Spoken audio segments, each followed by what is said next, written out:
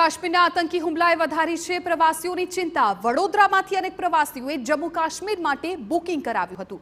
જો કે આતંકી હુમલા બાદ પ્રવાસીઓ પોતાની ટૂર રદ કરાવી રહ્યા છે, જ્યારે કેટલાક પ્રવાસીઓ ટૂર યથાવત રાખવી કે રદ કરવી તેને લઈને અસમંજસમાં મુકાયા છે। હાલની સ્થિતિથી ચિંતિત પ્રવાસીઓ એડવાન્સ બુકિંગ રદ કરાવવા ટુરિઝમ ઓફિસ પહોંચ્યા છે।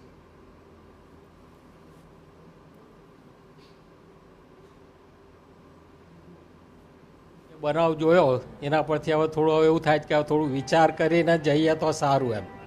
નોર્મલ થશે તો જવાની અમારી તો તૈયારી છે જ એમ, પણ અત્યારે થોડું પેલું અમે ડર મહેસૂસ કરી રહ્યા કે કદાચ ત્યાં જઈએ અને ફરી આવું કંઈ થાય એના માટે પછી કોની જવાબદારી રહે એ માટે। તો ટૂર ઓપરેટરોનું કહેવું છે કે આ વખતે 10માંથી 8 પ્રવાસી જમ્મુની પૂછપરછ માટે જ આવતા હતા। પ્રવાસનની દ્રષ્ટિએ આ વખતે ખરેખર જમ્મુ કાશ્મીર માટે પણ ગોલ્ડન ટાઈમ હતો, પરંતુ આ ઘટનાએ સૌ કોઈની ચિંતા વધારી છે અને જરૂરી પગલાં લેવાય તે પણ ખૂબ જરૂરી છે।